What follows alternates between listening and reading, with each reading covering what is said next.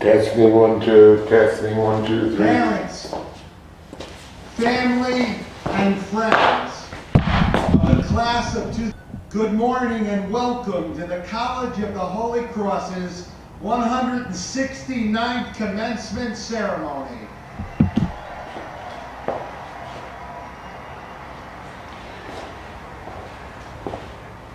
As indicated in the program, the order of the exercises is as follows. First will be the academic procession led by our Registrar and Marshal-in-Chief, Patricia Ring. She will be followed by the college class deans, including the Dean of the Class of 2015, John Anderson. The students will then proceed, followed by the faculty, and lastly the podium guests and participants, including the honorary degree recipients Ella Bath, P. Kevin Condren, member of the class of 1967, Richard A. Sacra, MD, and Brian A. Stevenson. After the national anthem, our Director of College Chaplains, Mary Beth Kearns Barrett, member of the class of 1984, will give the invocation. The degree will be read in Latin by our Vice President for Academic Affairs and Dean of the College, Margaret Freedy. Degrees will then be conferred by the President, Father Burrows, who will conclude the awarding of degrees with some brief remarks. Immediately following our valedictorian, Nicholas Cormier, will give his address. Honorary degrees will then be conferred by the President, followed by the commencement address by Brian Stevenson. The Most Reverend Robert McManus, Bishop of Worcester, will give the closing blessing, and after the playing of the alma mater, for which you should stand and sing, we will have the recession. Immediately following the exercises, you are all invited to the commencement reception, which will be held in the Kimball Quad, which is up the steep stairs to the left of Carlin Hall. For those of you who need more comfort than this stadium can provide, you can proceed to Kimball Hall or Sealos Theater, where the ceremony is being simulcast. Enjoy this magnificent celebration on this memorable and beautiful day. Congratulations and God bless all of you.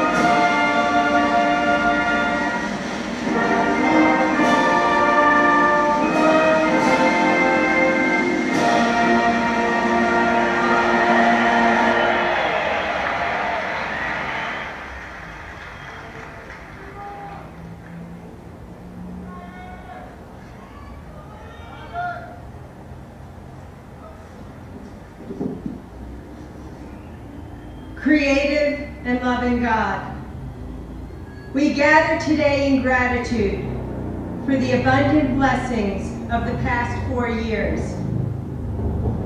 We thank you for the people who have made this day possible for our graduating seniors. The parents and families who have worked and sacrificed, supported and believed, loved and delighted. The professors, mentors, and friends who have accompanied, challenged, and inspired. For the staff whose dedication makes this college the beautiful and nurturing place that it is. And for the wonderful body of scholars and dreamers whose works and ideas they have read, studied, and practiced. We recall our humble beginning, a small band of young men, a handful of Jesuit priests, Fenwick Hall, and a bold vision.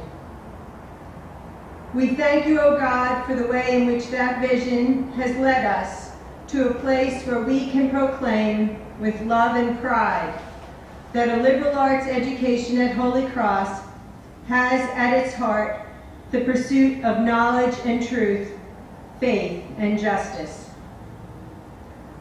And now, Lord, we pray for wisdom now that our learning is well begun.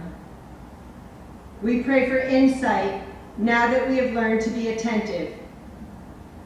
Now that we know something of justice, art, nature, society, and the human heart, we pray for a lifelong commitment to place our talents in the service of the great needs of our time. Through what we value, may true values be seen. Through what we do with our lives, may new visions emerge of a world where truth and justice prevail. We make our prayer in the spirit of your beloved, whose spirit of love draws us ever closer to you. Amen.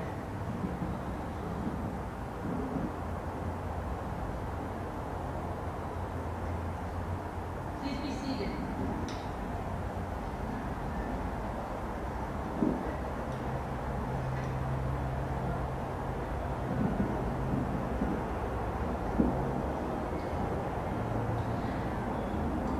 Quod bonum postumque sit, et Republicae Literariae bene veritat, Collegii Sanctae Crucis Societatis Jesu Vigornii, Praeses et professores, has literas inspectores salutam praestant, illud apud politeores gentes, vedere consuetudine invaluit, ut qui doctrinae laude praestant, post studiorum immensum curriculum, solemni judicio, ad certus honoris evohantur gradus. Quod insigne decus, studiisque povendis argumentum, ne huic nostro Sanctae Crucis Societatis Jesu Vigornii Collegio deesset, sapiente Republicae Massachusettensis concilio et auctoritati cautum est, quare cum unus quisque alumnus studiis naueter paractis factoque curriculo, ea qua par scientia praeditos e nobis probaverit, eis artium baccalaureatum, adque adjecta jura omnia et privilegia decernimus attribuimus et rite adeptum honorum gratulamur. His in super eos instruimus literis, collegii sigillo nostraque mano formatis, quae pro meriti colletique honoris certum legentibus fidem faciant. Die 22 Mai, anno bis millesimo quinto decimo. Margaret N. Frigi, decana, Philip L. Burrows, Societatis Jesu Praeses. The following candidates are presented for the degree Bachelor of Arts Honors. Colby Alexander Baker, magna cum laude. Nicholas Vincent Parisi, magna cum laude. Bethann Barchera, magna cum laude. Nina Catherine Batt, magna cum laude. Timothy Joseph Beekman, summa cum laude. Michael Thomas Bender, summa cum laude. Christina Marie Carlone, summa cum laude. Megan Patricia Casey, cum laude. Alden Brandon Coffin, magna cum laude. Arthur Joseph Dalton IV, cum laude. Frederick Thomas Doyle, magna cum laude. Michael Tetlow Dunbar, magna cum laude. Matthew Peter Dunn, cum laude. Allison Jamie Franco, summa cum laude. Amanda Lynn Files. Elizabeth Maeve Inman, magna cum laude. Claire Stacia Mahoney, magna cum laude.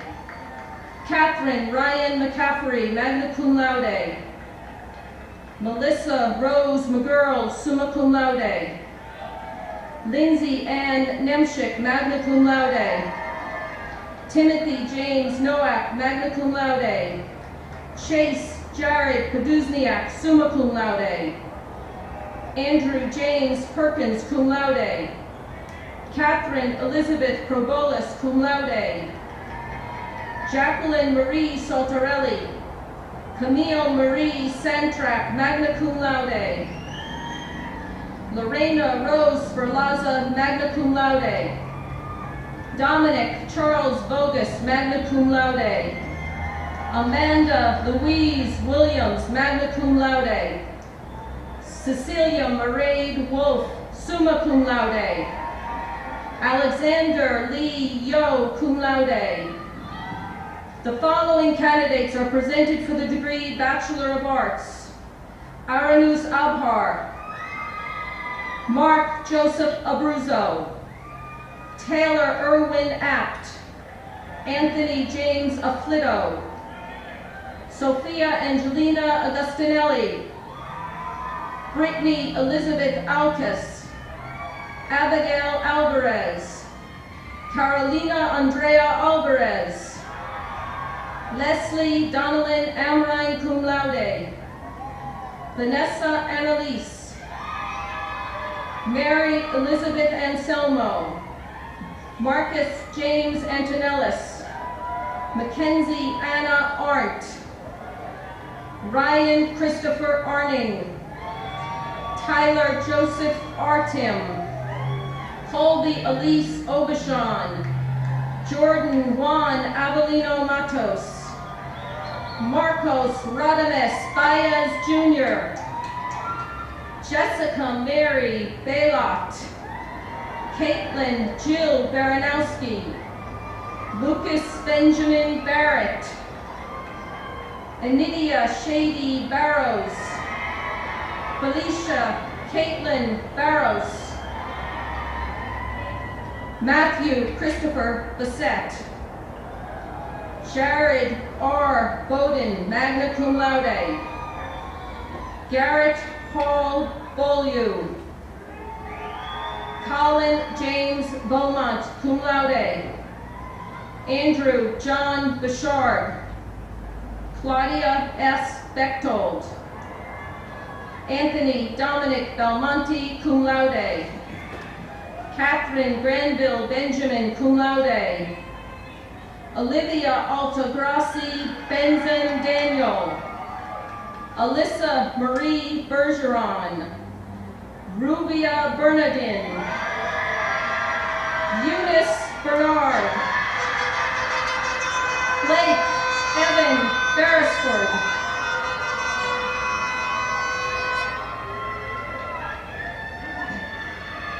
Shivani Anand Bhatt. Jacqueline Angela Pizarro. Andrew David Blackyear. Christiana Lee Blakesley. Catherine Morgan Bobinski. Jane Elizabeth Bogman. Matthew David Boney. Andrew Ryan Budon, summa cum laude. William Thomas Bowers.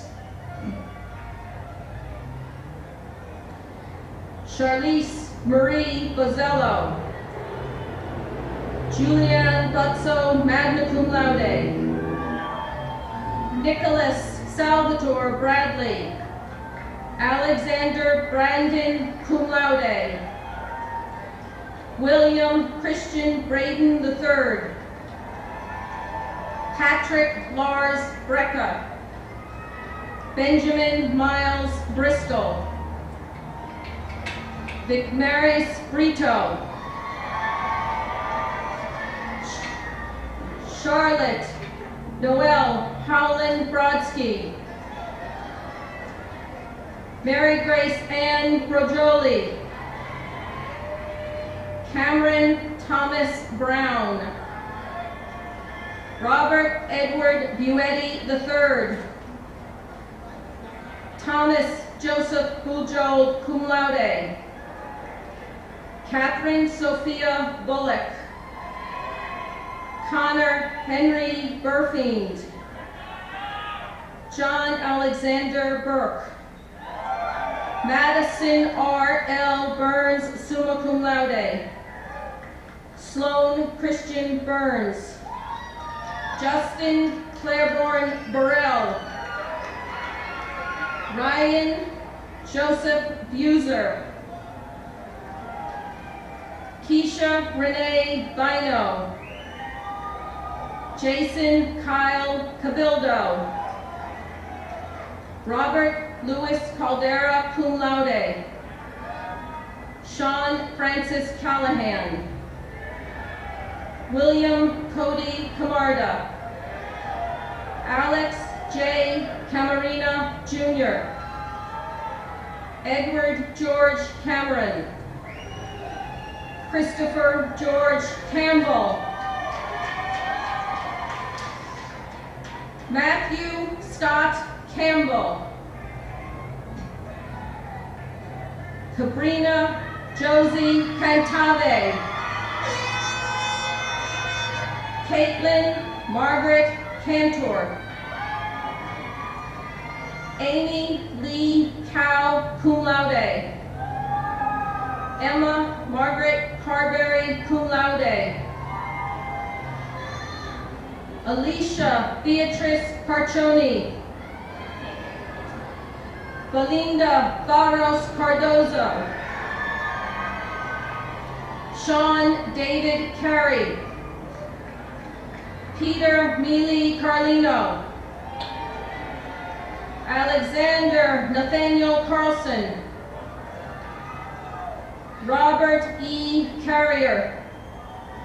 Elizabeth Ann Carroll. Maggie Lee Casey, cum laude. Michael Henry Casey, cum laude. Taylor Ann Cassidy, cum laude. Emile Castillo. Emily Nicole Catagnani. James Salvatore Serra, cum laude. Christopher John Serto. Alexander Christopher Sestaro, magna cum laude. Angela Christine Chason, cum laude. Kevin Chan. Joanna L. Chen, cum laude. Victoria L. Chesky. Nicole Gabrielle Caramonti. Grace T. Schmiel. Nicholas Charles Churik, summa cum laude. John Alexander Chikiti, cum laude.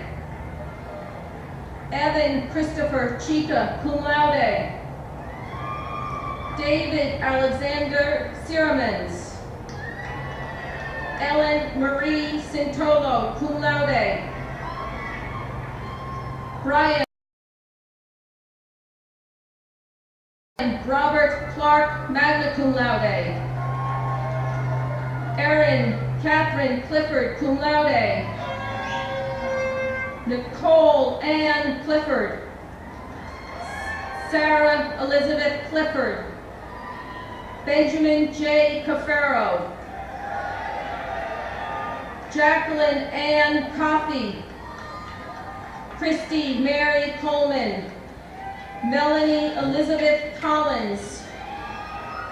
Patrick Joseph Collins. Alexandra Marie Connolly, cum laude. Bridget Frances Connolly, cum laude. Lauren Marie Connolly. Andrew Patrick Cook. Kimberly Ann Corkum. Nicholas Richard Cormier, summa cum laude. Vanya Gina Cornelio. Daniel Paul Correa, cum laude. Dylan Thomas Cosgrove.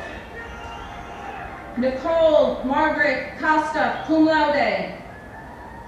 Colleen Hughes Creevy. Daniel Justin Cream.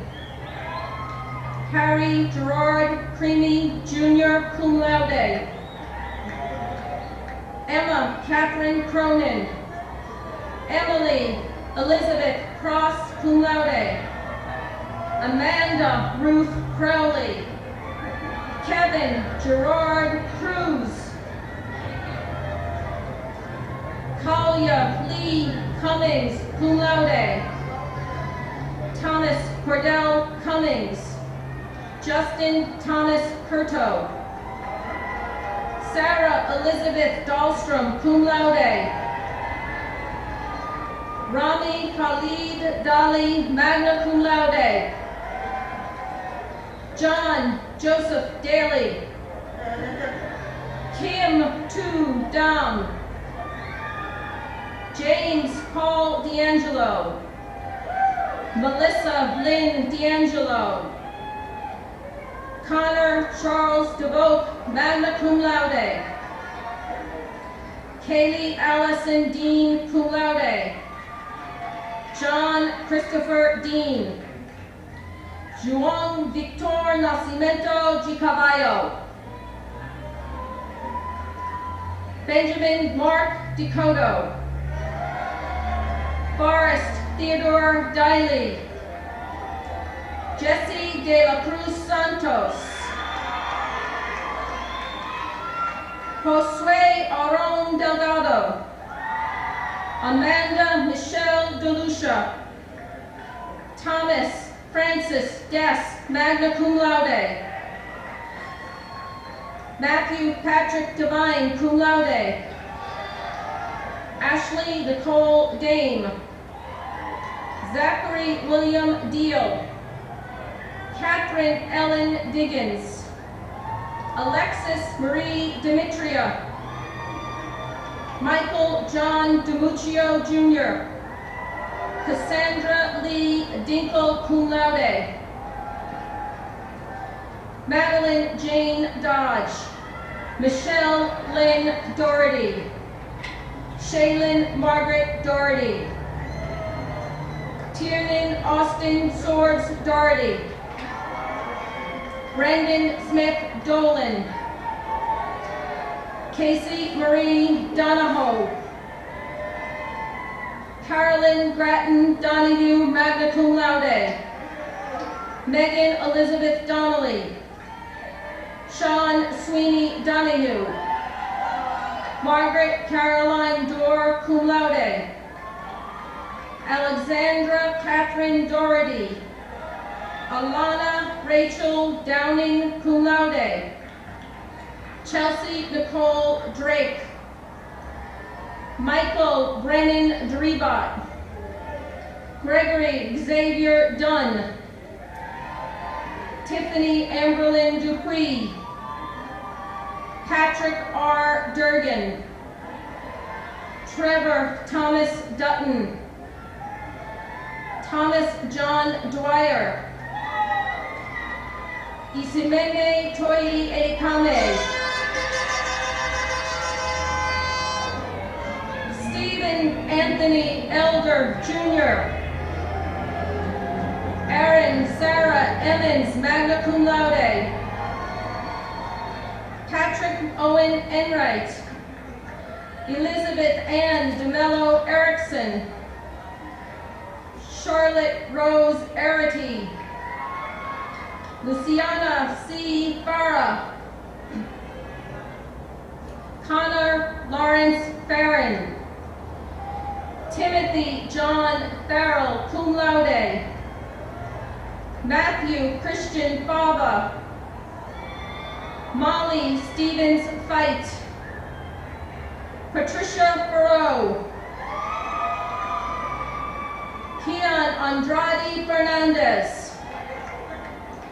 Janelle Fernandez. Katiuska Magdalena Fernandez. Andrea Amalia Ferreira Gilarte. Ryan Johnson Filipowitz. Christine Marie Fomaneri, summa cum laude. Rebecca Elizabeth Finnegan, cum laude. Kyle Dalton Flanagan, magna cum laude. Michael John Flanagan Jr. Martin Antonio Florimon.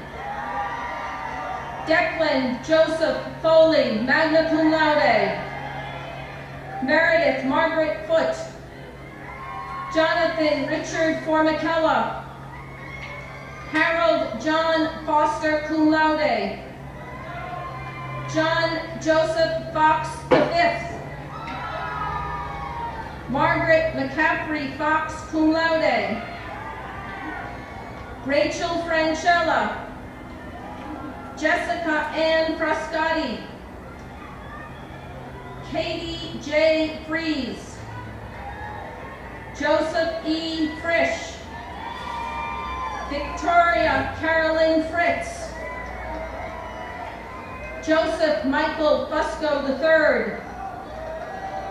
Richard James Fusco. Michael Andrew Galasso.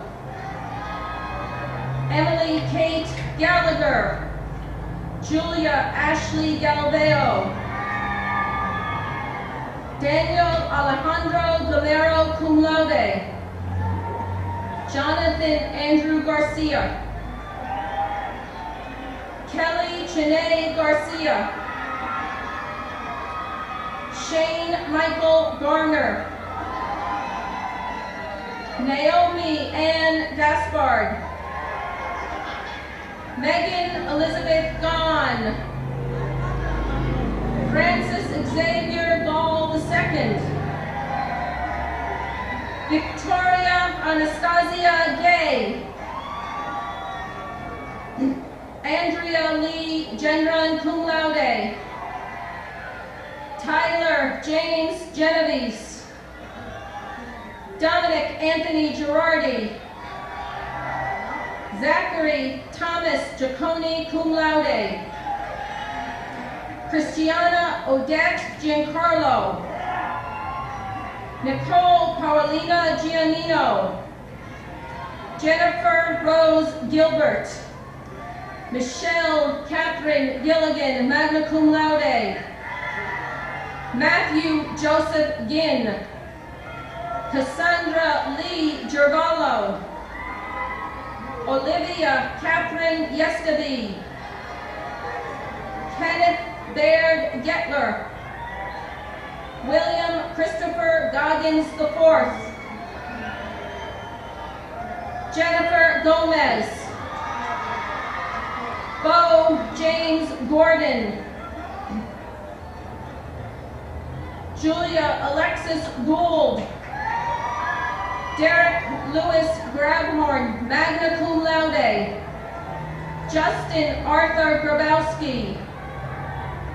Terrence John Granith. Samantha Bridget Granison. John Thomas Gray. John Harrison Green, cum laude. Rachel Elizabeth Greenberg, magna cum laude. John Francis Jake Griffin. Nicole Lee Gersha. Richard Mark Guerra Jr., summa cum laude. Daniel Guerrero. Simon Argel Gutierrez. Alexandra Nicole Guzzi. Clayton Hodge Harmon. Stephanie Adele Haddad, cum laude. William Treast Hallahan. James Blake Hamilton III, cum laude. Jacqueline Francis Hanna. Daniel Joseph Harrington. Ryan S. Hartman, cum laude. Margaret Fitzgerald Hauser, cum laude. Tess Alexandra Treza Hazen. Mariah Lynch Healy. Taylor Rosalind Hendershot, cum laude. Darian DeAndre Henry in absentia. Brendan Higgins. Dorothy Haralian. Alexandra J. Hoffman. Fiona Rose Hogan, cum laude. Elizabeth Marina Holmquist. Kevin Douglas Hope. Richard Thomas Horrigan III. Colette J. Husan. Melissa Marie Howland. Caroline Margaret Hughes, cum laude. Michaela Ray Humphrey, cum laude. Nora Elizabeth Huntley. Clara Gwen Highland Williams. Chidama Matilda Ihama. Marlene Inoa. Quantasia M. Islam. James Ryan Izzo, magna cum laude. Aaron Jamel Jackson. Ethan Joseph Jakes. Mario Vincenzo Jaramillo Jr., cum laude. Patrina Yatagani. Christopher Stephen Jane. Hesney Jean Baptiste. Sophia Hillary Jin. Fiorella Dominici Johnson. Paris M. Johnson. James Andrew Jones Jr. Samuel Patrick Jones, cum laude. Lauren Jones Forbes. Rick William Chojiro Kawabata.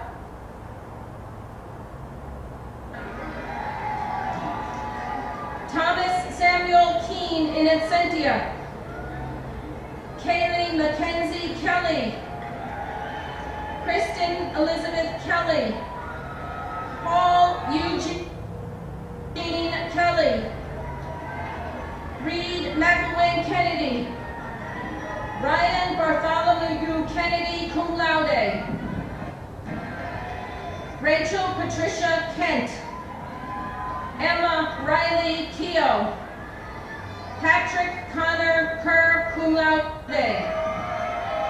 Patrick William Kerrigan. Kevin Reed Kessler, cum laude.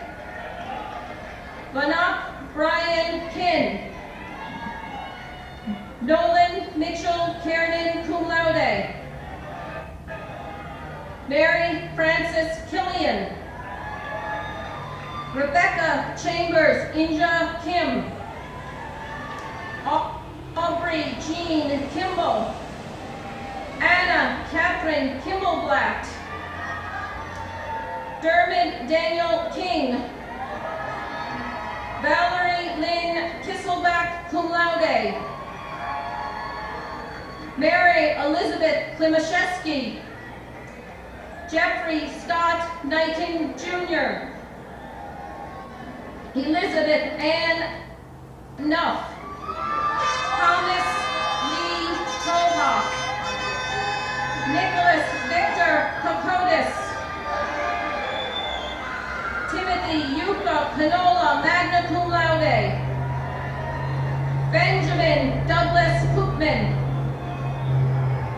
Demetrios Kritikos, Jennifer Kim Kwok,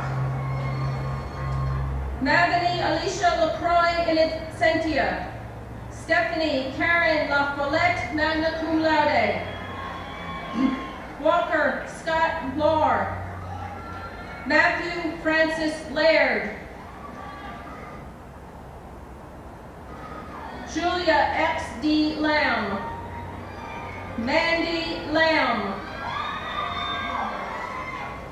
Kane McCormick Lamper, Abigail Scott Lang, Mercy Paula Lara cum laude, Yvonne A. Larby, Kyle DeVries Larkin, Gianna Conchetta LaSala, Ryan Anthony Laughlin, James William LaVersa III, Victoria Eileen Lee, magna cum laude, Emily Keith Leishman, Julia Therese Levesque, Brooke Francis Levine, Aaron Marsalis Lewis, Alicia R. Lacalzi, Rebecca Jean Litwin, Taylor Shelby Lono, Patrick James Loftus, Colby Elizabeth Laurie, Devin Marissa Lauderhand, Ryan William Lopri, Tanisha A. Lozan, Leica Taryn Lucien, Astrid Rosalind Ludwig, Melissa Ann Lutman, summa cum laude in absentia, Dan Yui Liu, Elizabeth McGuire Lyman, Kristen Stars Lynch, David Christopher Lyons cum laude, Zainab I. Mullen, Sean Matthew McKenzie, Kevin Madrigal, Gina Kathleen Mafucci cum laude, Lauren Jennifer Marr, Mary Lorraine Malashevsky, magna cum laude, Andrew Jordan Malalou, Catherine Marie Malansala cum laude, Colin Francis Manning, Christy Kenley Manzanares, Anton O. Marinchik, Justin Henry Markowski, magna cum laude, Midori Alexandra Marsh, Francis Dale Martin, Sierra Noel Martinez, Zoe Elizabeth Maslin cum laude, Rabab Mosley, Theodora Ann Masad, Catherine Lynn Matchett, Shay Meave Monsell, Connor Shannon May, Kelly Elizabeth May, Adam James McAfee, Sean Padraig McAlinden, McAward. Laura Ann McBride. Caroline Ann McCabe, cum laude. Brian Aztec McCall. Julia Ann McCarthy. Thomas Michael McCauley Jr. Felicity Marie McDonough in absentia. Connor Wardman McAvoy. Michelle Elizabeth McGann, summa cum laude. Daniel Patrick McGrath. John R. McGrath. Patrick Sean McGinnis II. Michael McGuire. Joseph William McIntyre. Catherine Ryan McKenna, magna cum laude. Terrence Michael McKenna, cum laude. Jacob Lester McLaughlin. Andrew Kevin McNamara, cum laude. Philip Gabriel McNamara, cum laude. Michael Timothy Neal. Kevin A. Mee. Andrew Patrick Mellinger. Emmanuel Mendoza. Michael Giovanni Miliano. Gavin Hunter Millay. Malcolm Lawrence Miller. Rachel Elizabeth Miller. Karen Margaret Mills, cum laude. John Robert Nilsson. John Daniel Milner, magna cum laude. Eugenia Mercedes Menondo. Abigail Catherine Mitchell. Ryan Joseph Mitchell. Andrew Jackson Stephen Bizzoni. Chelsea Jordan Monahan. Samantha Ann Moore. Michelle De Jesus Moreno Silva. Kevin Thomas Moriarty. Kevin Thomas Morley Jr. Sarah Zoe Morose. Nicole Marie Morris. John William Morton, magna cum laude. Vanessa Lorraine Moscatello. Lucy Claire Moy, cum laude. Connor George Moynihan. Matthew R. Meilenberg, cum laude. Andrew Thomas Mullen, magna cum laude. Gregory Munoz. Marianne Miro, cum laude. Charles Temple Murphy. Donald J. Murray. Fiona Patricia Murray. Jeremy Christian Murray. Kevin John Musinski. Natalie Myrtle. Nylan Stephen Nagy. Sheila Namarembe, cum laude. Amy L. Nieper. Nolan Jeremiah New, cum laude. Ryan Thomas Newman. Shun Ha T. Nyam in absentia. Brandon Von Nguyen. Cindy Tan Nguyen, cum laude. Eric Nguyen. Kathy Mai Nguyen. Thomas Christopher Nixon. Warren Jeffrey Noguera. Eric Louis Nolette. Samir Ali Nomani, cum laude. Michael Dolan Noon. Joseph Thomas Knorr.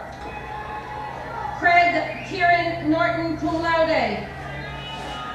Megan Kelly Norton. Sarah Jean Ober, magna cum laude. Brianna Mary O'Brien. James Patrick O'Brien. Mary Margaret O'Brien. Evan Allen Ocello. Brian Fernando O'Connor, cum laude. Caroline Eileen O'Donnell. Michael Francis O'Dwyer. Ariana Joanne Ognaveni, cum laude. John T. O'Hanlon. Kathleen Rose O'Hara. Oluwaseun Adedapo Oki. Samuel Paul O'Keefe, cum laude. Miriam Okoro. John M. O'Leary. India Siobhan Olivier. Andrew David Olivieri. Lauren Paige Olivieri, cum laude. Stephen Francis O'Loughlin Jr. William Kenneth Olson III. Maureen Jean O'Mara. Courtney Ann O'Neill. Michael Anthony O'Rourke. Philippe Alain Ortiz. Kevin Bradley Osgood, cum laude. Kristen Diane Cadre, cum laude. Alexander Pagan Mahia. Sarah Rose Paletta. Dominic Pellegrino Palmieri. Francesca J. Panarelli. Raymond Moraning Paranal. Alexandra Jean Parisi, cum laude. Emily Adelaide Parker. Nicholas Gary Parsons. Chloe Elizabeth Pasco. Allison Nicole Pasquarello. Deepnan A. Patel. Nathaniel Lawrence Patterson. Emma Elizabeth Polinsky, cum laude. Robert William Pease. John Grace Pedrati. Leslie Annette Peralta. Yadalis Ramona Peralta. Rakshini Ann Pereira. Elizabeth Gaffney Perez. Gianna Perez. Christopher Clayton Paratori in absentia. Jesse Lucas Peralt. Jeremy Ramon Perron. Caitlin Courtney Pettit. Maxwell McGregor Phelps. Sarah Isabel Phipps. Jonathan Mark Pallon. Victoria Ross Piscatelli. Matthew R. Portu. Ramon Roberto Power. David Tanner Powers. Morgan Albino Powers. Brian P. Tucha in absentia. Tyler Albert Perdue. Aaron M. Quinlevin, magna cum laude. Diego Quintana Gonzalez. Adrienne Amelia Randall. Ariana Pio Lissas Randolph. John Michael Reale. Michael Christopher Reardon. Ariana Regalado.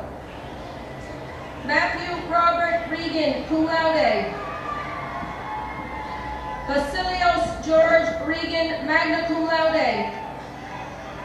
Charlotte Walsh Rathus. Devon E. Reed.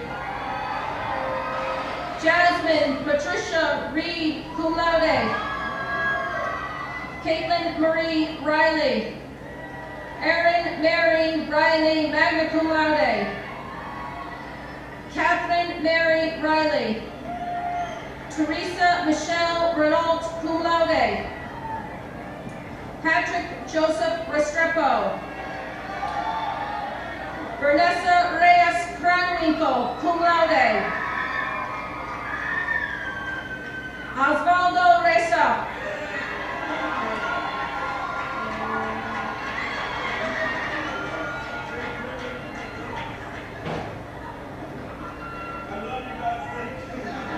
Emily Aileen Richards. Gina Lorraine Regini. Joshua Gideon Rivera. Kyle William Robbins. Sarah Florence Roberts. Maxwell Peter Robidoux, cum laude. Andrew Pimentel Rocha. Alec Owen Rapwell, cum laude. Jessica Brenda Lee Rodriguez. Wanda Melissa Rodriguez. Bennett James Rogers. John Leonard Romano, cum laude. Marissa Romano. Brady Campbell Ross. Lakota Joseph Rossi. Christopher Charles Roy. Elizabeth Russert. Michael Thomas Russo, summa cum laude. Edward Vernon Ryan. Laura Marie Ryan. Caitlin Marie Sarr. Ambar Esther Savino. Mark Connor Saffron, cum laude. Emilia Rose Sainato. Reina St. Louis. William Charles Sanderson III. Marlon Santiago. Marcello Santoro, cum laude. Nicholas James Sandville. Nicholas Kumar Savage. Emily Susan Sawicki. Alexandra Ann Schiffman. Madison Alexis Schneider. Ryan Joseph Schnieber. Samantha Rowan Schutz. Mary Kate Schulte. Benjamin Robert Schweitzer, cum laude. Eric Joseph Schwendeman. Tyler William Gianti. Joseph Andrew Seabold. Rebecca Marie Sewell. Connor Michael Shanahan. Emily Ann Sheehy.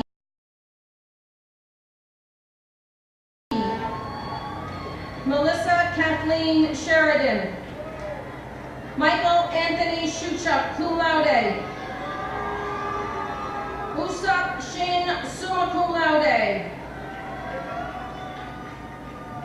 Joan Kameleonalani Shizuru. Mary Kathleen Short.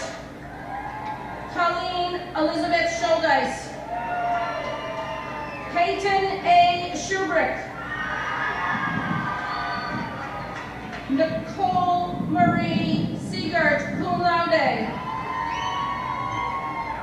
Samuel Mahoney Silverstein, cum laude. Taylor Nicole Silva, cum laude. Jillian Ray Silva Jones. Logan William Silver. John Connor Singleton. Jenny Francesca Scipiora. Katie Elaine Scara, cum laude. Demetrios Angelo Skritakis. Patrick Raymond Dylan Slight. Christopher James Smith. David Burke Smith. Jacqueline Monique Smith. Sarah Elizabeth Smith, cum laude. Tyler Shane Smith. Marissa Kelly Solberg. Layla Elizabeth Suhail, cum laude. Carrie John Spanos. John Conrad Spencer. Tess Marie Staley. Molly Kinsley Stanton, cum laude. Taylor Stathis. Christopher James Stathopoulos. Jack Douglas St. Clair, cum laude. Alexandra Marie Stevenson. Hannah Grace Gabby Stokes. Garrett Scott Strasdis. Andrew Paquette Sullivan, magna cum laude. Claire Elizabeth Sullivan. Catherine Ann Sullivan. Mary Catherine Sullivan. Megan Elizabeth Sullivan, cum laude. Zara Surratt, cum laude. Philip Matthew Suwada, cum laude. John Gallagher Swain. Alicia Lorraine Swearingen. Adam John Secura. Rihanna Marie Taven. John Joseph Tabone. Leah Michelle Tamburello. Elena Tan. Nicole Jet Lin Tan. Xiao Mei Tang. Vincent Bonet Taramina. Shane Leroy Taylor. Michael A. Teixeira. Brandon James Sadji. Joseph William Testa, cum laude. William Barrett Thedinger, cum laude. Andrea Mary Thompson, summa cum laude. Michael Ryan Thompson, cum laude. Shane William Thompson. Robert Anthony Edmund Tiro. Patrick S. Titterton, cum laude. Hope Teresa Tobin, summa cum laude. Patrick Murphy Tulin. Yvonne Tung. Robert John Torlone, cum laude. Maura Eileen Tracy, cum laude. Vong Quoc Tran. Julianne Trasadi. Stephanie Neem Young Choi, cum laude. Ariana Tuccelli. Helen Rafaela Tusseri, cum laude. Raven Jakia Toots, cum laude.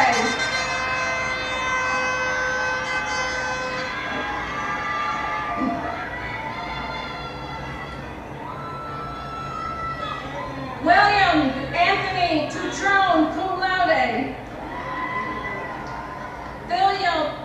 Philip Thomas Ubriaco, cum laude. Chase W.B. Ullman. Tui Wong, magna cum laude. Andrew Michael Valencia. Andres Antonio Vanegas. Kirsten Gail Francis Van Horn. Julie K. Van Son, cum laude. Joseph Avera. Ashley Nicole Vargas Aquino. Andrew Michael Baruzzo, cum laude. Anna Louise Villani. Trina Marie Bunag Villanueva, cum laude. Terry Tram Vin, cum laude. Kevin James Volpe. Tyler Witt Van Lessica.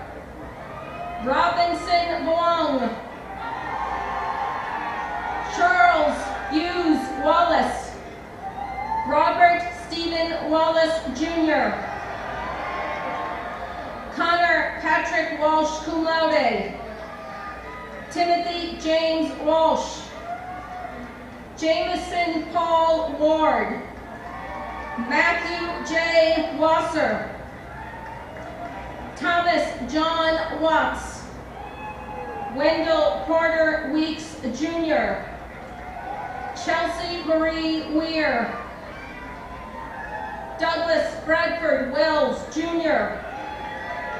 Chelsea Elizabeth Welsh. Dana Helen Weston. Nicholas Francis Whalen, magna cum laude. Brian Edward Wheeler. Lucius Blaze White. Nicole Ashley Wiegman. Abby Helen Wilkman. Margot Francis Will, cum laude. Anne Elizabeth Williams, magna cum laude. Nicole Allison Williams, cum laude. Margaret Golon Wogway. Brian Matthew Wooten. Gopal Robert Yala, summa cum laude. Jacob Brian Yuso. Rebecca Simone Zangari, cum laude. Zachary R. Zanuski. Tyler Charles Ziole, in absentia. Rian Adriano Zuccarino Crow, cum laude. Samuel Loyal Zern, cum laude. Olivia Ann Zwaber.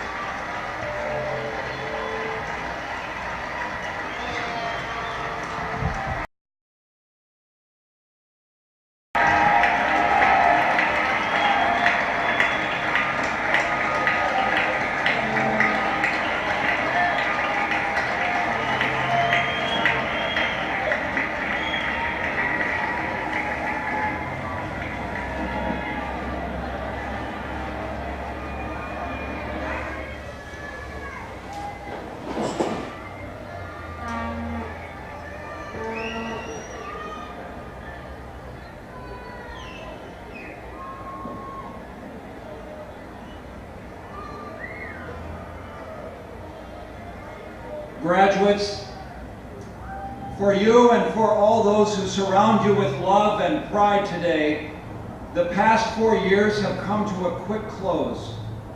With a short walk and a handshake and a diploma, you are now no longer students at the College of the Holy Cross. Over the past 4 years, over the past hour, you have become Holy Cross alums, class of 15.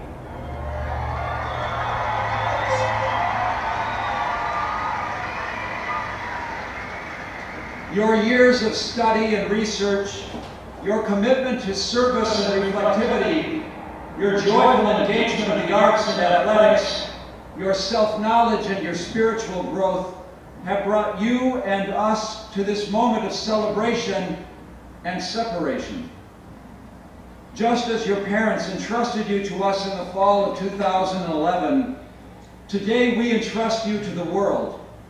Women and men educated not only in the classroom, but in the community, and not only on Mount St. James, but around the globe.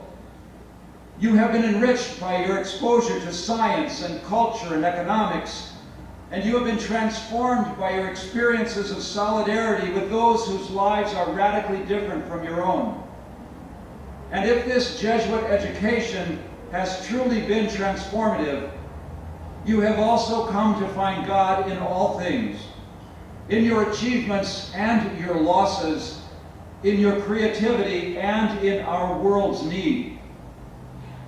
Certainly 2015 will be forever remembered as the winter of all winters.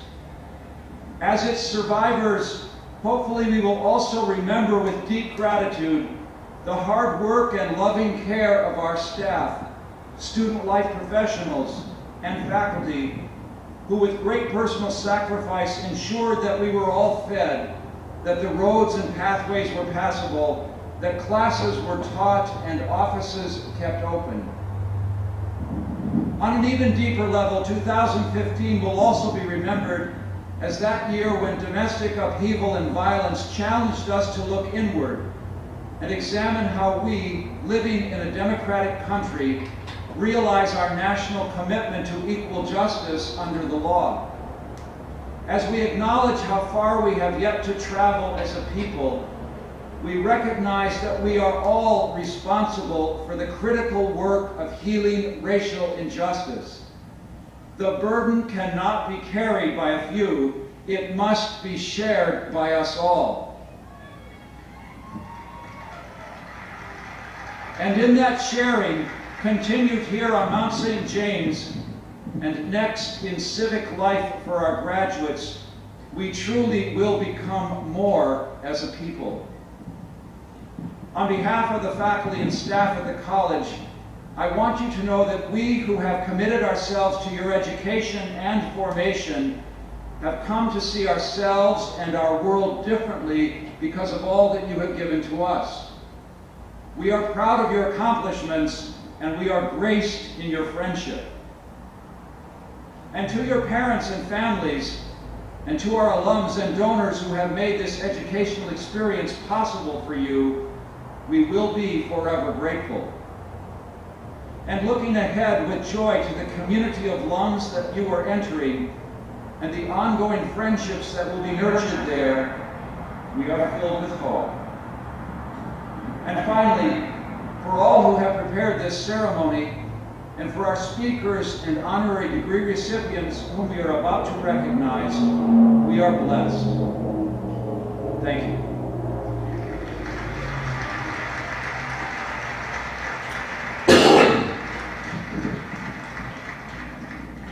And now I am pleased to introduce to you our 2015 valedictorian, Nicholas Cormier.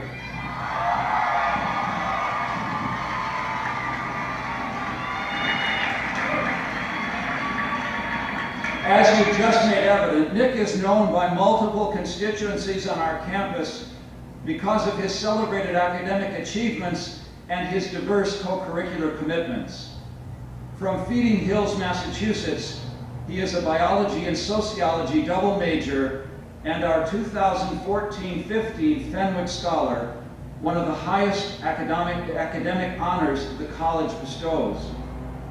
Nick's presentation of his year's research, The Social Management of Risk and Compliance in the Field of Transplant Medicine, opened the academic conference a few weeks ago.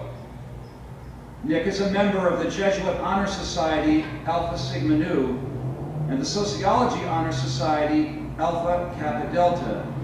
And yesterday he received the Teresa A. Chirilla Award for Biology.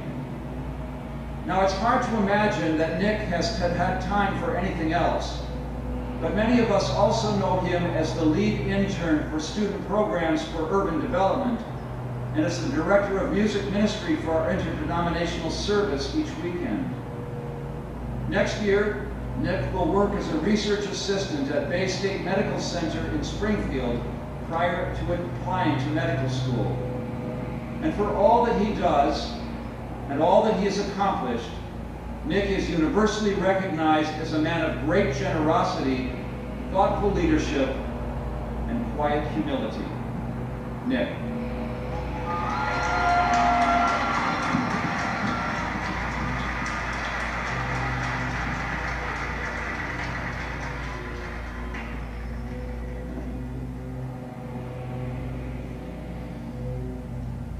Mr. Stevenson, Bishop McManus, President Burrows, Senior Vice President Bellagio, Dean Freege, Dean Anderson, members of the Board of Trustees, honored guests, faculty and staff, parents, relatives, and friends, fellow members of the class of 2015.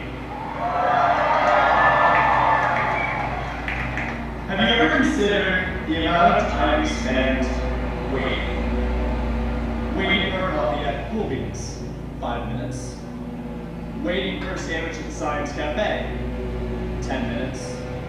Waiting for an omelet at Kimball, 15 minutes if no one else is in line, that is. Waiting to graduate, 4 years. We are constantly living in a world, though, that tells us not to wait. Stop signs are nuisances, railroad crossings are inconveniences, and 45-minute waits for that Sunday morning omelet that you just have to have are unnecessary delays.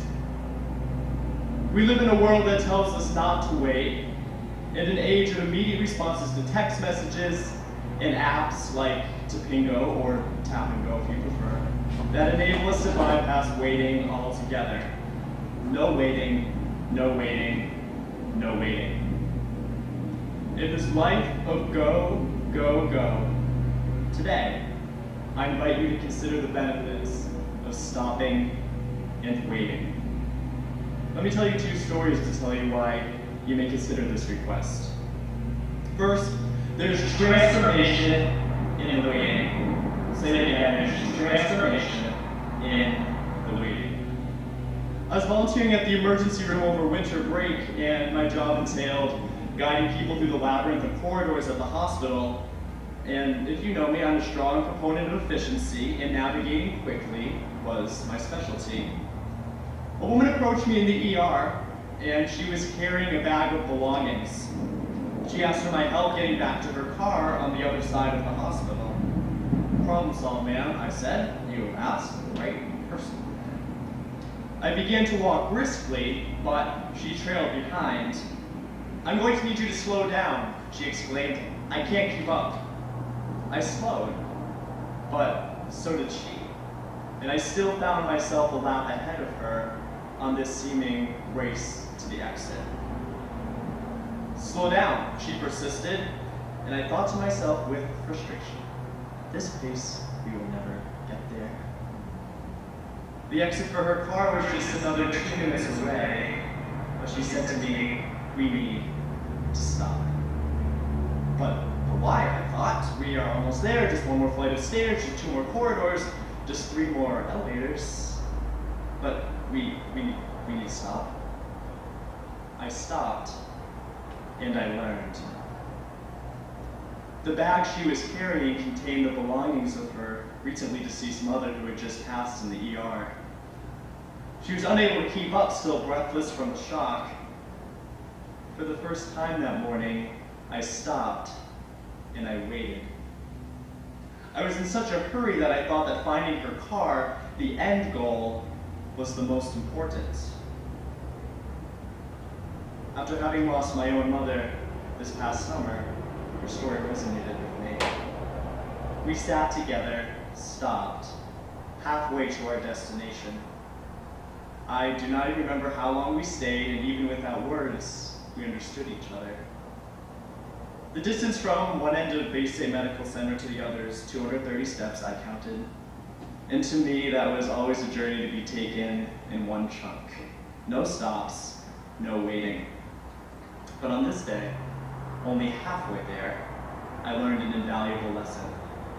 You see, only in stopping, only in waiting, was I able to be present, truly present, to the people right in front of me. As Holy Cross students, we see an end goal and we work unceasingly to reach it.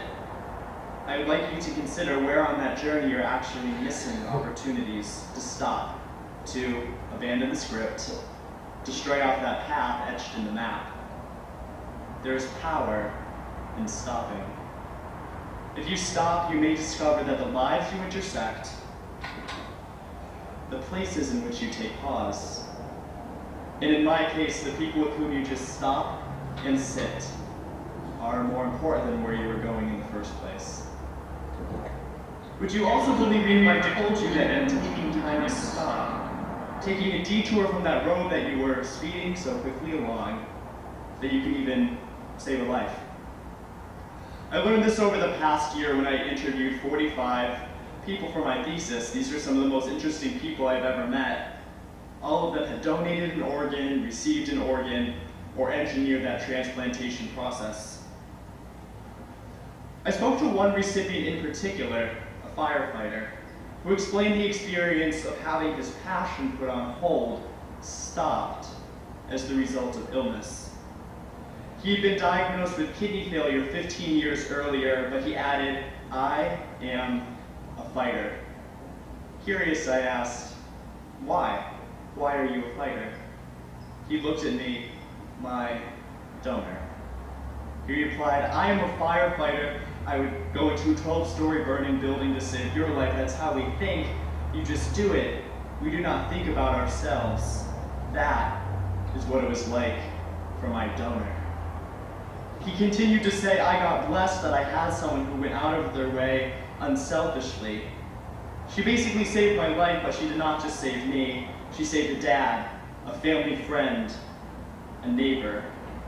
Everybody's life was changed that day, not just mine." At the end of my conversation with this recipient, he encouraged me to find an interview that was filmed by a local radio station so I could hear more from his donor's perspective. Few words come to mind to describe her: a mother, a co-worker, an authentic and humble person, even a superhero. Most of all, she was present, truly present, to the needs of the world, to the people right in front of her, and in this instant, to this firefighter. My conversation that day was 21 minutes and 29 seconds. I counted. It was time well spent sitting and listening. I learned about a donor who put her life, her goals, her career on hold to give a kidney to someone about whom she knew very little.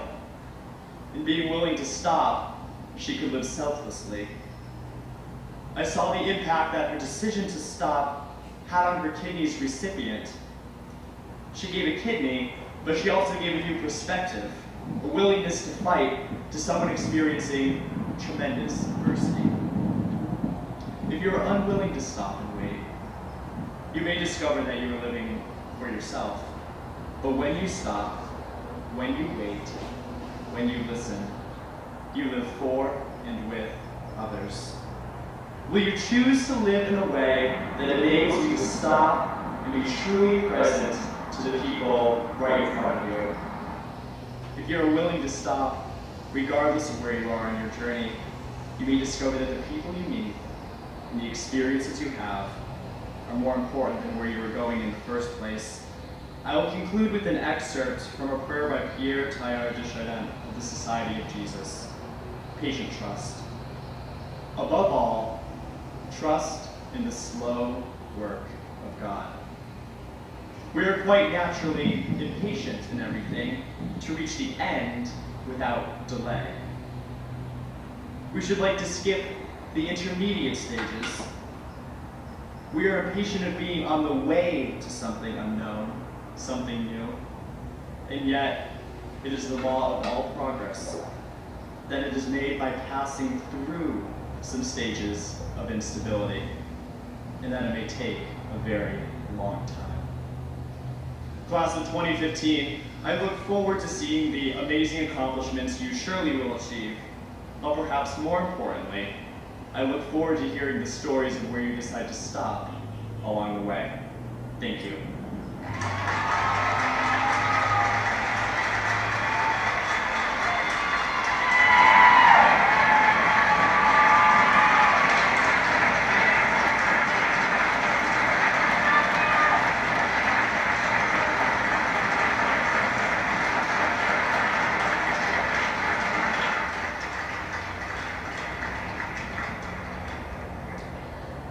With my apologies to the Russo family, Michael Thomas Russo, summa cum laude.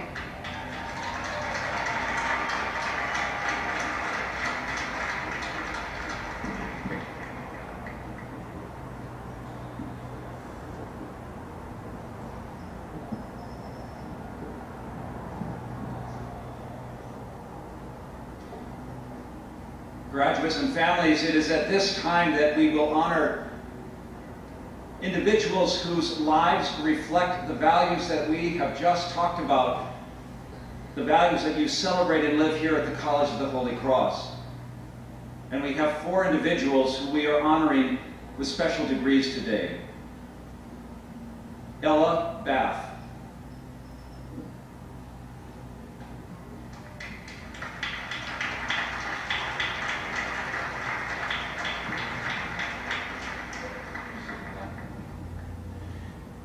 Like dance itself, you never stand still. Your creative vision, generous embrace of dance in all forms, and willingness to move forward have defined your nearly 2 decades of leadership at Jacob's Pillow, America's cultural treasure. You have choreographed the evolution of the nation's oldest dance festival into a renowned mecca for creative movement, cross-cultural collaboration, and world-class performances. As the inspiring executive and artistic director of Jacob's Pillow International Arts Festival, you have marshaled the power of dance to shine a remarkably bright beacon in the forests of the Berkshires. The caliber, energy, and diversity of expression that distinguish the Pillow's litany of more than 350 free and ticketed performances, talks, and films attract thousands to your venues each summer. A wise steward, you have worked tirelessly behind the scenes to secure Jacob's Pillow's mission and resources by encouraging collaboration, building your audiences, and giving back to the Western Massachusetts community. During your tenure, the Pillow has been declared a 220-acre National Historic Landmark. You have established an endowment, created an internship program, expanded public access to your growing dance archives, maintained and improved your facilities, and developed an ambitious program of events and residencies that extend beyond your traditional summer season. The arts-enriched backdrop of your New York City childhood shaped your cultural vision, imprinting the importance of access to dance and music for performers and audience members of all ages. After graduating with honors from the University of California at Berkeley, you taught theater on an Aleutian island. You went on to develop arts programs for social service and community organizations and taught in juvenile prisons in the Bay Area. As a literacy instructor, you taught grandparents and their grandchildren how to read. And those early professional experiences and your years directing Cal Performances programs at Berkeley inform your cross-disciplinary and cross-cultural outreach efforts. Under your leadership, Jacob's Pillow and Holy Cross share many values as mission-driven enterprises of higher purpose. Your extensive service as a consultant or advisory board member has taken you to foundations and arts organizations worldwide. You were named one of the top 25 most influential and powerful people in the arts by Inside Arts magazine, and serve on the advisory board of the Massachusetts Museum of Contemporary Art. You were invited to the White House in 2011 to accept a National Medal of the Arts from President Obama on behalf of Jacob's Pillow. You were inducted into the National Museum of Dance Hall Fame in 2013 and received Francis Chevalier of the Order of Arts and Letters in 2004, among other well-deserved rewards.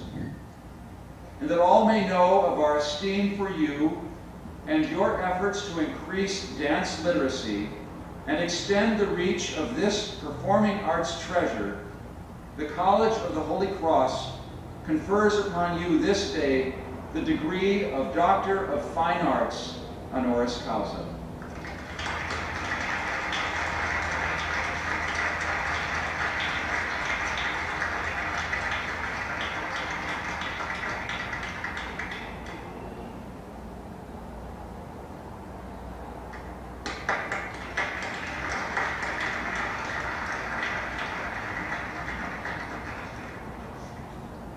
P. Kevin Condren, class of 1967.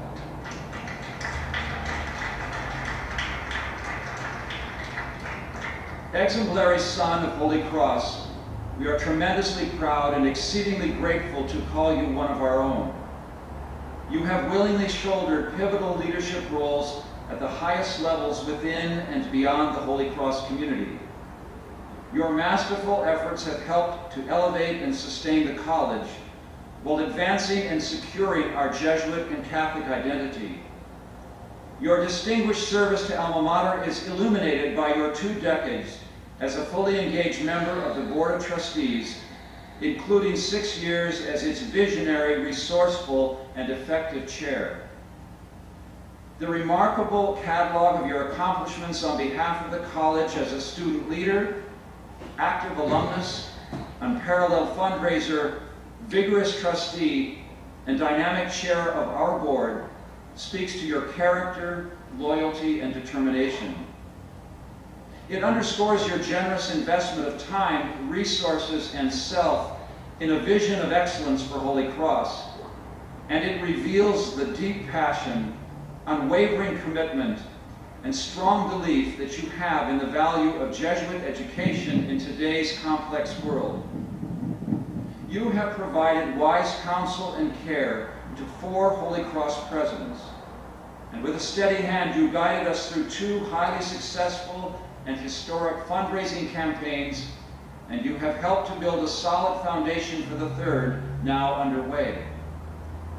On your watch, the college added 20 more consecutive years of positive balance sheets, invested $255 million in new and existing campus facilities, increased the number of permanent faculty positions, and ensured we maintain our policies to admit students regardless of family finances and then meet 100% of their demonstrated financial need.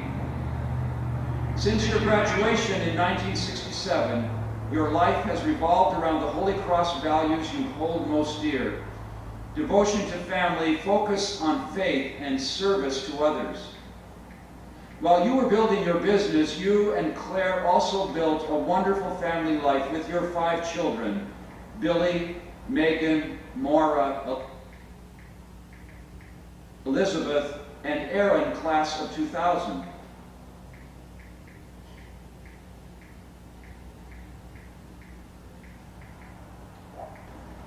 Aaron has continued the family's Holy Cross legacy, and this is her 15th anniversary.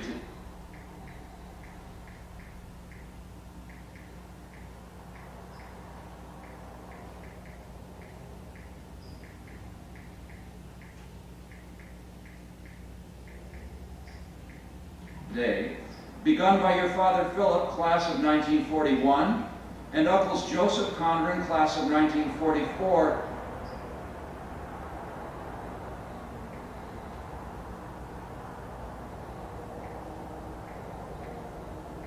and Peter Godwin, class of 19.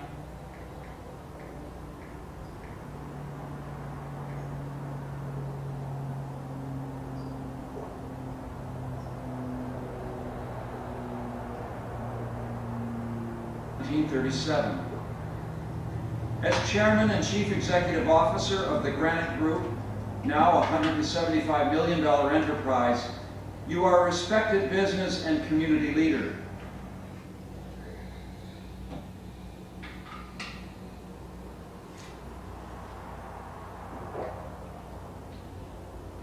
That well-deserved reputation made you a sought-after member or chair for a diversity of development initiatives and advisory boards throughout central Massachusetts,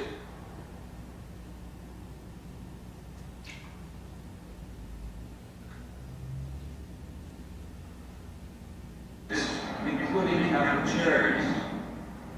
Currently a director of the Hanover Insurance Group and TD Bank North Incorporated, you have chaired 3 of the city's most powerful business and economic development organizations.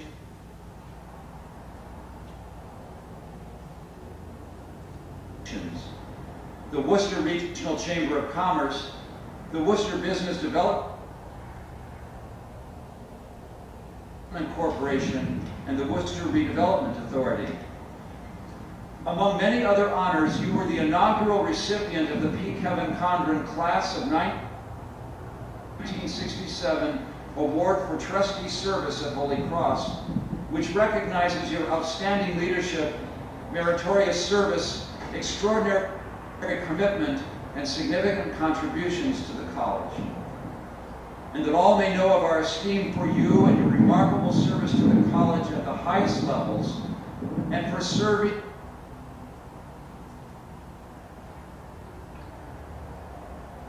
as an embodiment of the values Holy Cross holds most dear. The College of the Holy Cross confers upon you this day the degree Doctor of Humane Letters honoris causa.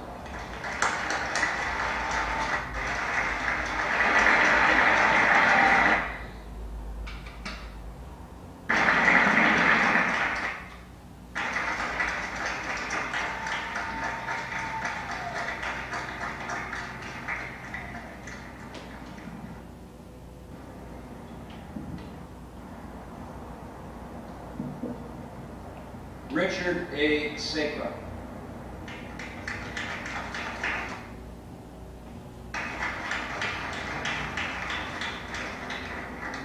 You are a man of grace and a physician with purpose, who always answers calls for help, even when they come from a great distance. You returned to Liberia to deliver babies at the height of the Ebola crisis. You put yourself at risk to provide relief for your ailing colleagues at the missionary hospital near Monrovia. Though your great and generous heart was covered by protective clothing, you too were stricken with the deadly disease within a month of your arrival. While the World Health Organization has now declared Liberia free of Ebola, last year at this time the nation was in profound suffering. Tragically, nearly half of the more than 10,000 Ebola patients succumbed to the microscopic killer. Many of them were your friends, colleagues, and patients. As an outstanding family physician, you mounted a heroic effort to provide needed medical care to many mothers and infants in Liberia's fragile healthcare system. When you became ill, you were airlifted back to the United States, where you received a bold experimental treatment regimen at a Nebraska hospital. And you thank God and the remarkable medical team for your full recovery.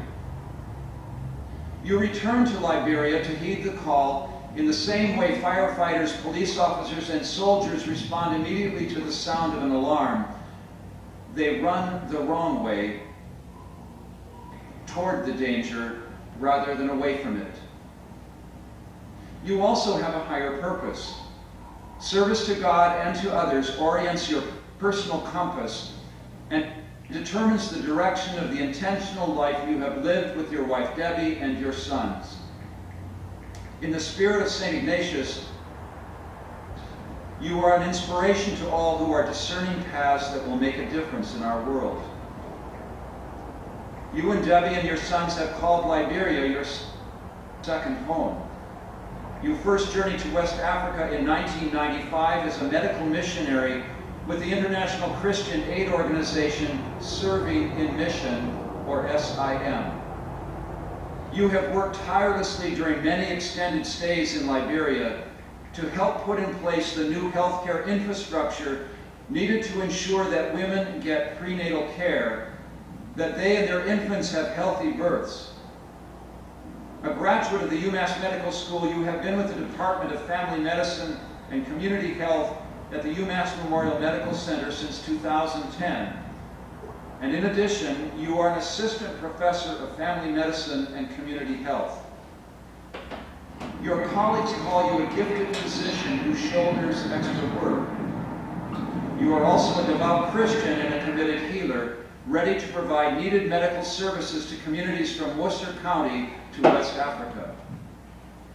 You were honored last month as a hometown hero by the American Red Cross of Central Massachusetts and presented with the Brittany Gangel International Humanitarian Award for your courageous work as a medical missionary against the backdrop of the Ebola crisis.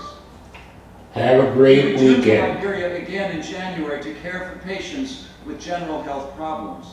And you are using your experience as an Ebola survivor as a platform from which to speak on behalf of the people of West Africa who continue to suffer. And that all may know of our esteem for you and the vital work you perform as a tireless medical missionary in West Africa, where the Ebola crisis has taken lives and disrupted access to health care. The College of the Holy Cross confers upon you this day the degree Doctor of Public Service honoris causa.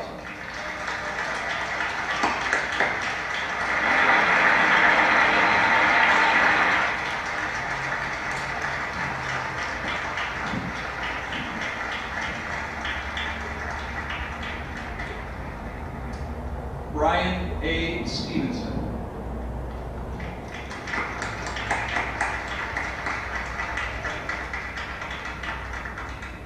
Extraordinary champion of justice, commanding voice for human rights, acclaimed writer helping us see the powers that truth can activate.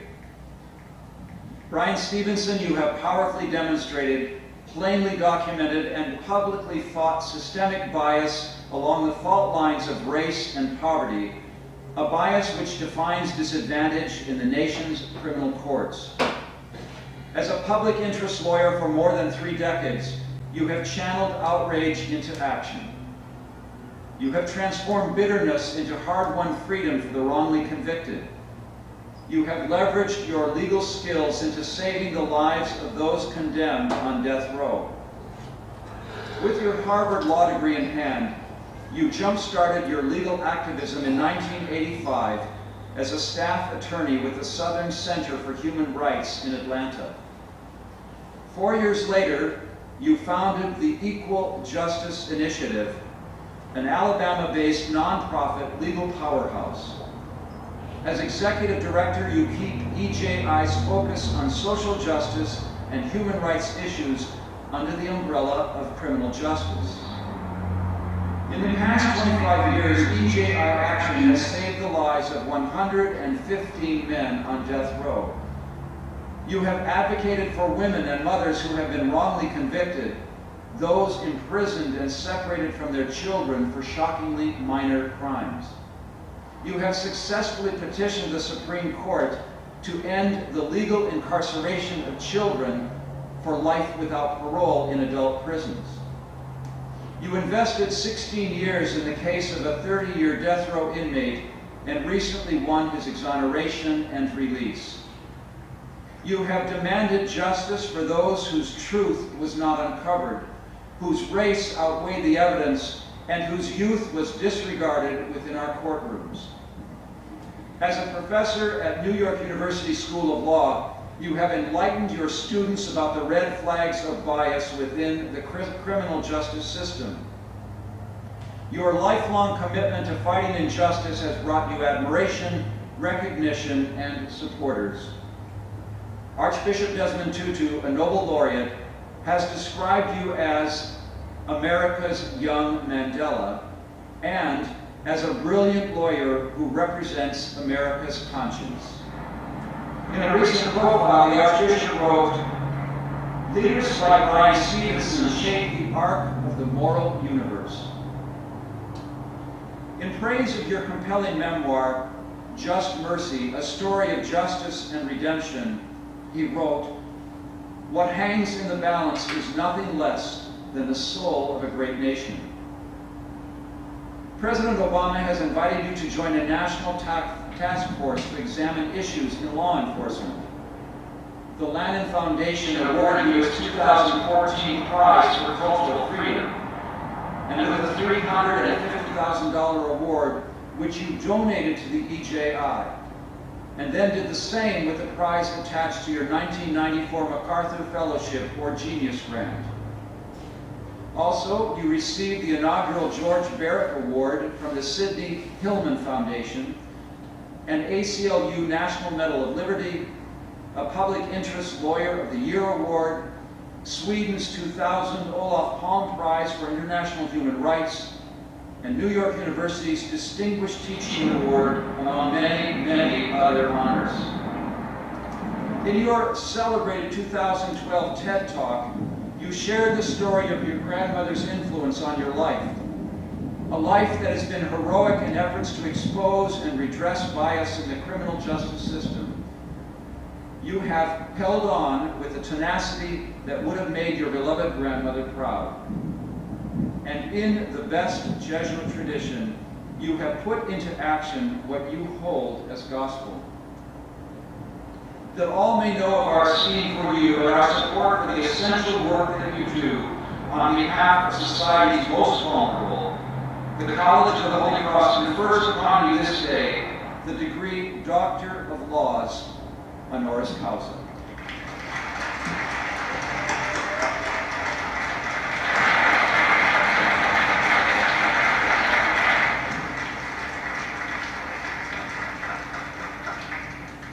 I'm so deeply, deeply honored to be part of this extraordinary day, and I just want to congratulate all of you who have now completed your coursework at Holy Cross and all of the family members who have made it possible. Over the last 4 years, you've done something really, really hard. You've mastered a subject area, you've gotten through challenging courses, you've dealt with a range of enormous challenges, and because of that, you are absolutely to be congratulated. Now that you've finished your education, I'm going to ask you to do something really, really simple, but I hope you'll take it to heart. What I would like you to do is change the world. I know it doesn't sound simple, but I absolutely believe that you can change the world. We need more hope in this world. We need more mercy in this world, and we need more justice. And I believe you can be the agents of that change. Now, changing the world isn't really that hard if you understand a handful of things that I'd just like to take a few minutes to talk to you about. You've got now a lot of information in your head. You've got an amazing education that has shaped your ability to think critically about complex problems and issues. And these ideas in your mind are going to give you options and choices as you get through life. But I want to urge you to remember that the way you change the world is not simply relying on the ideas in your mind. I am persuaded that you change the world when you let the ideas in your mind be fueled by the conviction in your heart. And I want to talk about what's in your heart. Because I'm persuaded what's in your heart is the necessary thing to change the world. I'm a lawyer who believes that we have to believe things that we haven't seen. We've had a lot of success getting condemned people off death row. We've ended this practice of mandatory life without parole sentences imposed on children. We've gotten women and others who've been wrongly convicted out of jails and prisons. I've seen a real change in America over the last 40 years. In 1972, we had 300,000 people in jails and prisons. Today, we have 2.3 million. The United States now has the highest rate of incarceration in the world. We've got 6 million people on probation or parole. 70 million Americans have criminal arrests. that will complicate their ability to get a job or to get a loan. The percentage of women going to prison has increased 640% over the last 20 years. 70% of these women are single parents with minor children, and their children are condemned too. The Bureau of Justice now reports that 1 in 3 black male babies born in America is expected to go to jail or prison. 1 in 3. That was not true when you were born. That became true in the 21st century. And we will not confront this problem or the problems that we are dealing with income inequality and poverty and despair, the issues of the environment, whatever the issues, simply with the ideas in our mind. I believe we actually have to turn on the conviction in our heart. And there are 5 things I want to ask you to think about when you leave here today. The first is your identity. As a Holy Cross graduate, you represent more than just a college graduate. You actually represent a graduate who's been prepared to serve others. And I hope you'll embrace that identity. Identity will allow you to do things that other things can't. I'm persuaded that you can be a doctor or a teacher or a scientist or a business person, and that doesn't really define who you are. But if you're a committed doctor, a caring teacher, a thoughtful scientist, a dedicated lawyer, a generous business person, that begins to shape you. And I think there's power in identity. Father Burroughs mentioned my grandmother. I can't help but tell this story again because I do think about her all the time. I learned about identity not from my teachers or from my clients or from my work. I learned about it from my grandmother. I lived in a family that was dominated by my grandmother. She was the matriarch in our household. She was like a lot of African American matriarchs. She was tough. She was strong. She was the end of every argument in our family. She was the beginning of a lot of arguments in our family, too. She had this quality, though, that always made you want to be near her. She was tough and strong, but she was loving and kind. And when I would see my grandmother, she would come up to me as a little boy. She'd come up to me and give me these hugs, and she'd squeeze me so tightly I could barely breathe. And then when I'd see her an hour later, my grandmother would come up to me and she'd say, "Brian, do you still feel me hugging you?" And if I said no, she'd assault me again. And if I said yes, she'd let me be. And she had this quality, you always wanted to be near her. Well, when I was about 9 or 10, I was visiting my grandmother, and one morning I got up and my cousins were running around. And the challenge with my grandmother was that she had 10 children. My mom was the youngest of her 10 kids, and we were always competing for her time and attention. And I remember this morning all of my cousins were running around, and my grandmother was sitting across the room and she was staring at me. And I kept looking at her, and she had a very serious look on her face, and she kept staring at me, and finally she got up and walked across the room. She came over to me and she said, "Brian, I want you to know, I've been watching you. Come on, let's go out back. We're going to have a conversation." And she took me by the hand and she sat me down and she said, "Now I'm going to tell you something, but you can't tell anybody what I tell you." I said, "Okay, Mama." And she sat me down and she said, "First thing I need to tell you is that I've been watching you." She said, "I think you're special." She said, "I think you can do anything you want to do." I remember just staring up at her, and then she said, "You just have to promise me 3 things, Brian." I said, "Okay, Mama." She said, "The first thing I want you to promise me is that you'll always love your mother. That's my baby girl. You have to promise me you'll always love her and take care of her." I adored my mom, so I said, "Yes, Mama, I'll do that." And then she said, "The second thing I want you to promise me is that you'll always do the right thing, even if the right thing is the hard thing." I thought about it for a second, and I said, "Yes, Mama, I'll do that." And then she said, "The last thing I want you to promise me is that you'll never drink alcohol." Well, I was 9 years old, so I said, "Yes, Mama, I'll do that." About 4 or 5 years later, when I was with my brother and sister, we grew up in the country. My brother came home one day and he had this 6-pack of beer. He'd gotten it somewhere, I don't know where he got it. And he took me and my sister out back and he opened up the beer and he had some and he gave some to my sister and she had some and they were offering it to me and I was hesitating. I said, "No, no, no, y'all go ahead, I'm not going to have any beer." My brother said, "Come on, we're having beer. Your sister had some, I had some, have some beer." I said, "No, no, no." And my brother kept staring at me. And finally, after a few minutes, my brother looked at me real hard and he said, "I hope you're not still hung up on that conversation Mama had with you." I said, "What are you talking about?" He says, "Oh, Mama tells all the grandchildren that they're special."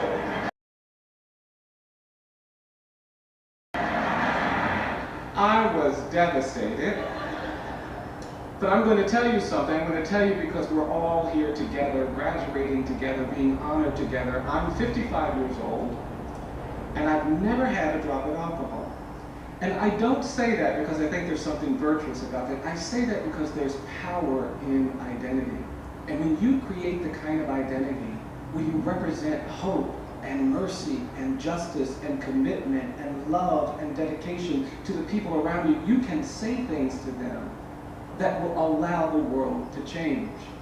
Your identity will open up a world that allows you to do things that no one currently thinks are possible. It will allow you to believe things that you haven't seen. The second thing I'm going to ask you to consider is that you get proximate to the places in your community, to the places where you live, the places where you work, where there's suffering and poverty and inequality. Proximity to difficult spaces will change you, but it's essential if we're going to change the world. The way you begin to understand the problems of the world is when you get proximate. Proximity will allow you to see and hear things that you cannot see and hear from a distance.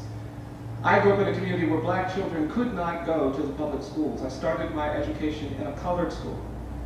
They didn't let black kids go to the public schools. When my father was my age as a child, he couldn't go to high school. There were no high schools for black kids. And lawyers came into our community and made them open up the public school, and their choice to get proximate made it possible for me to go to high school. And but for that choice to be proximate, I wouldn't be standing here talking to you today. But I got to go to high school and I got to go to college. I loved college. I doubt that any of you feel this way, but I really never wanted my college experience to end. I was involved in music and sports. I was a philosophy major, and I just thought college was just too fantastic to get over. And I was a senior, and I would sometimes say to my friends, I'm going to go on the hillside and I'm going to do some philosophy. And I later realized that my friends thought that I was saying I was going to do drugs or something illegal. But in fact, I wasn't. I would just go out on the hillside and I would think what I thought were these great deep thoughts. And one day I was out there and one of my friends came up and said, well, what are you going to do after you graduate from college? And I heard this as a very hostile question because I realized all of a sudden nobody was going to pay me to philosophize when I graduated from university. So I frantically started looking for other opportunities, and I'll tell you something that you already know. I didn't know at that time that if you want to do graduate work in history or English or political science, you actually have to know something about history, English, or political science. And that was pretty intimidating to me, and to be honest, that's how I found my way to law school. Because the truth of it is, you don't really need to know how to do anything to go to law school. If you haven't figured out what you want to do, that's still a pathway open to all of you. But in law school, I found my way to death row, and I got proximate to condemned people. And I stood next to people whose lives were being taken. And I realized that there was something tragic in that space. I don't believe that the death penalty in America is about whether people deserve to die for the crimes they commit. I think that's the wrong question. The question in America is, of the death penalty is, do we deserve to kill? And the truth is that we have a criminal justice system that treats you better if you're rich and guilty than if you're poor and innocent. We have a criminal justice system that doesn't value people fairly based on their race. We have these problems of inequality and suffering, and because of that, I feel the need to stand with condemned people. And being proximate to condemned people has taught me something about humanity and power and beauty. The third thing I want you to consider, I want you to consider how you're going to change the narrative behind the problems that we face in this country. You see, every problem has a narrative. To understand the problem and understand the solutions, you've got to change the narrative. Our country has, in my judgment, been corrupted by the politics of fear and anger over the last 40 years. We've had politicians competing with each other over who can be the toughest on crime. And that's left all of these people beat up and battered. We put 1 million people in jails and prisons for simple possession of drugs. We treat drug possession and drug dependency as a crime problem rather than a healthcare problem. And today, we have disrupted and marginalized millions and millions of people. That narrative has to change. I think we've got to change the narrative about race. We have, all of us, inherited this burden of racial inequality and racial injustice. We have all been affected by it. Our history in this country is a great one, but it's one that has been compromised by our continuing tolerance of racial inequality. And I think we've got to change that narrative. I believe we actually have to talk about the things we've never talked about. I believe we've got to talk about things like slavery. You see, I don't think the great evil of America's slavery was actually involuntary servitude and forced labor. We teach that too often in our history books, but for me, the great evil of American slavery was the narrative of racial difference that we created to legitimate it. This ideology of white supremacy, this notion that some people aren't as good as other people based on their color. And the 13th Amendment didn't deal with that narrative. It only dealt with involuntary servitude. And so I don't believe that slavery ended in 1865. I think it just evolved. It turned into decades of racial violence and terrorism. Between the end of Reconstruction and World War II, we had thousands of people who were lynched in this country, and they were the victims of terrorism. Older people of color come up to me sometimes in the senior students, and I get so angry when I hear somebody on TV talking about how we're dealing with terrorism for the first time in our nation's history after 9/11. They say we grew up with terror. We had to worry about being bombed and lynched and menaced, and that reality shaped their lives. The African Americans in this community, in Worcester and Boston and New York and Chicago and Cleveland and Detroit and Los Angeles and Oakland, did not come to these communities as immigrants looking for opportunities. They came to these communities as refugees, exiles from terror in Mississippi and Alabama and Georgia, and we haven't talked about it, and because of that, we continue to struggle. Even when we talk about civil rights movement, I think we're too celebratory. I get nervous. I'm worried about the way we're talking about these issues. You say the word civil rights and everybody starts applauding. And it's like the civil rights movement was this 3-day carnival. On day 1, Rosa Parks didn't give up her seat on a bus. On day 2, Dr. King led a march on Washington. And on day 3, we just changed all these laws. And if that were our history, we'd be a great country, but that's not our history. The true history is that for decades, we humiliated people of color. For decades, we burdened and excluded and battered and belittled people of color. For decades, we denied opportunities, and it created injuries that we have not recovered from. We needed truth and reconciliation at the end of the civil rights movement, but we didn't do it. And because of that, these narratives have persisted. There is a presumption of dangerousness and guilt that gets assigned to too many people in our country. Black and brown men and boys, poor people, religious minorities, people who are not born here. We lose that presumption when we create inequality and suffering, and the narrative has to change. The fourth thing, I hope you'll consider the fact that you've got to stay hopeful if you want to change the world. You've got to stay hopeful. I am persuaded that on this hopeful day, that you're going to see lots of things that will challenge you to get hopeless about the things you want to do. There are going to be people, and there are going to be times, and there are going to be problems and institutions that will try to tell you that those grand ambitions you have, those careers you see can't be achieved, but I want you to protect your hope. I am persuaded that justice needs hope. Injustice exists. Injustice prevails where hopelessness persists. Hopelessness is the enemy of justice. It is the enemy of progress, and your hope is vital, it's precious, it's essential if we're going to change the world. Your hope will sometimes have to cause you to stand up when other people are sitting. It will cause you to speak when other people are quiet. But in your hope, you believe the things that others haven't seen, and you begin to change the world.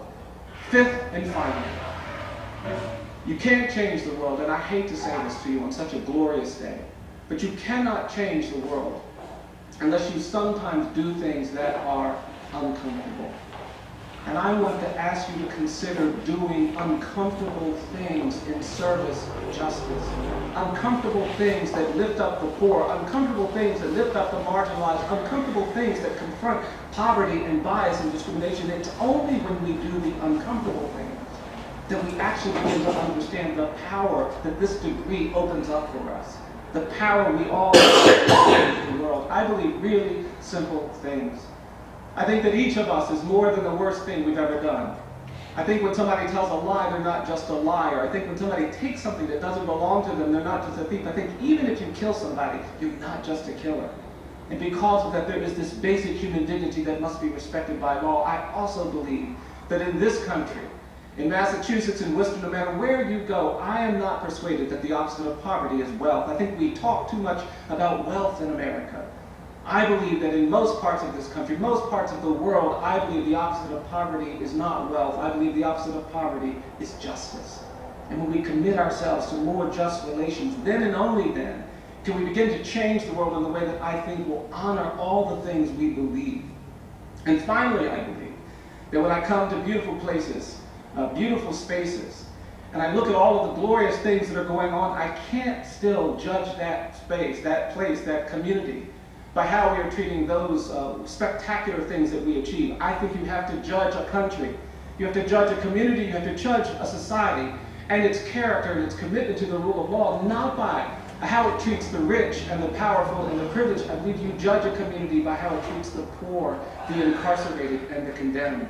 And it's in that nexus that I await to see you rise, not just as graduates, but as people who will use your identities to get proximate to suffering and inequality, who will change narratives, who will stay hopeful, and yes, do uncomfortable things. I'll end with this. I believe there's a different metric system that many of you should consider.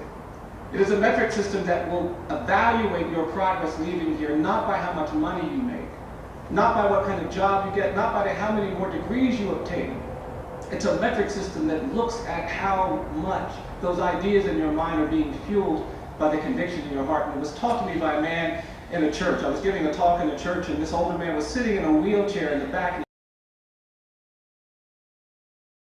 he kept staring at me all during my talk, and he had this very stern, angry look on his face. And I couldn't figure out why he was staring at me with such sternness, and I kept looking at him, but he was just staring. He wouldn't smile, he wouldn't do anything. I kept getting through my talk. At the end of it, people came up, they were very nice, they were very polite, but that man kept sitting in the back in his wheelchair just staring at me.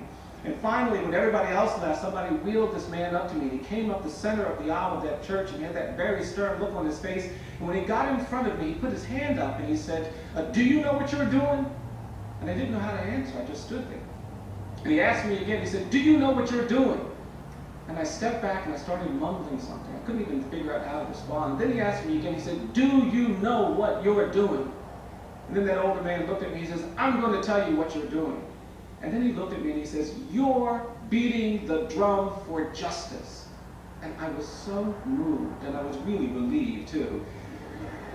He said, "You're beating the drum for justice." And then he looked at me and he says, "You keep beating the drum for justice." And then he grabbed me by my jacket. He said, "Come here, come here, come here." And he pulled me into the wheelchair. He said, "I'm going to show you something." And he turned his head. He said, "Look here." He said, "You see this scar I have behind my right ear?" He said, "I got that scar in Greene County, Alabama in 1963 trying to register people to vote." He turned his head. He said, "You see this cut down here at the bottom of my neck?" He said, "I got that scar in Philadelphia, Mississippi during Freedom Summer in the 1960s trying to register people to vote." He turned his head. He said, "You see this dark spot?" He said, "That's my bruise. I got my bruise in Birmingham, Alabama in 1965 trying to register people to vote." He said, "Let me tell you something, young man." He said, "People look at me, they think I'm some old man sitting in a wheelchair covered with cuts and bruises and scars." He said, "But I'm going to tell you something." He said, "These aren't my cuts. These aren't my bruises. These aren't my scars." He said, "These are my medals of honor." I will tell you that being proximate, changing narratives, staying hopeful, and doing uncomfortable things may mean that you get nicked and cut and bruised and scarred a little bit. But I am persuaded that's how you honor all of that hope, all of that vision that has led so many of you here today. And I want to celebrate that and encourage you to do exactly what your heart tells you you must do to change the world. I wish you all the best. God bless you all.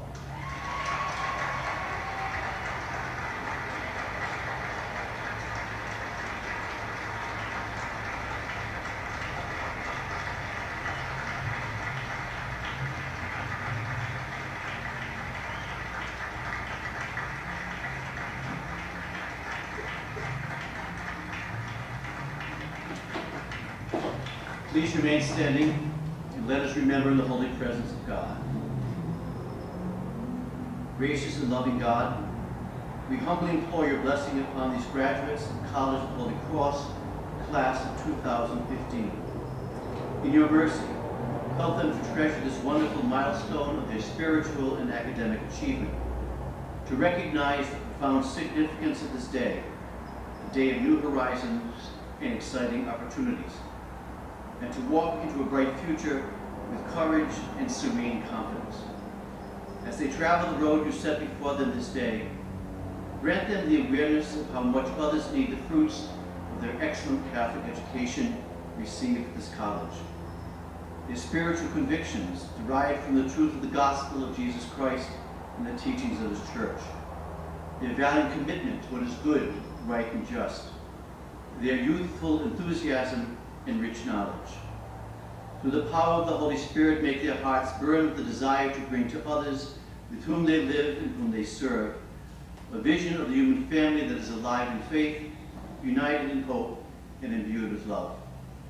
With these best wishes and with an affectionate farewell, we bless them and their families, our honorary degree recipients, the members of the College of the Holy Cross, both faculty and staff, and all gathered here, Father, Son, and Holy Spirit.